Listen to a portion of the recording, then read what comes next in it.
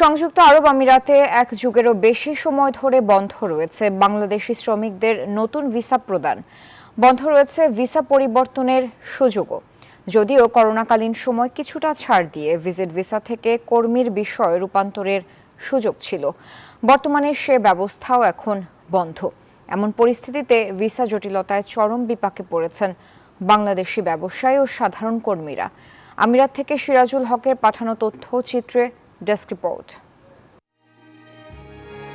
ভ্রমণ কিংবা চাকরির ক্ষেত্রে অনেকের পছন্দের তালিকার শীর্ষে থাকে মধ্যপ্রাচ্যের রাজস্বিক দেশ সংযুক্ত আরব আমিরাত। তবে বেশ কয়েক বছর ধরে দেশটিতে বাংলাদেশিদের জন্য প্রায় সব ধরনের ভিসা বন্ধ রয়েছে।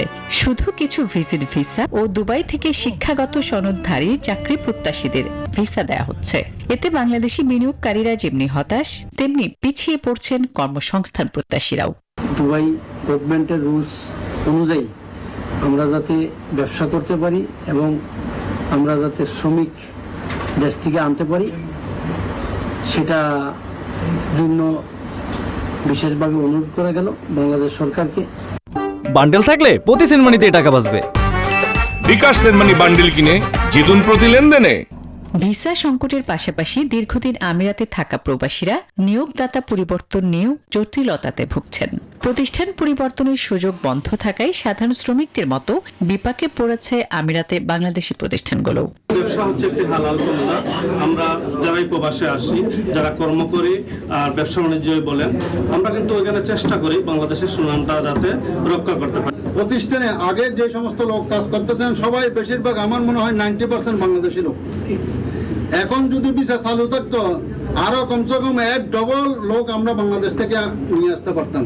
আমরা যারা ব্যবসায়ী আছি, ভিসা বন্ধের কারণে আমাদের ব্যবসার অনেক অসুবিধা হচ্ছে। এমন আবহেই ঢাকা আবুধাবি কূটনৈতিক তৎপরতা জোরদার হলে বাংলাদেশের শ্রমিক ভিসা পুনরায় চালু হবে বলে আশাবাদী প্রবাসী বিনিয়োগকারী ও ব্যবসায়ীরা।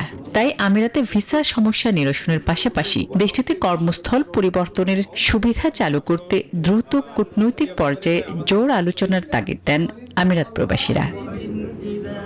Desk report, news 24।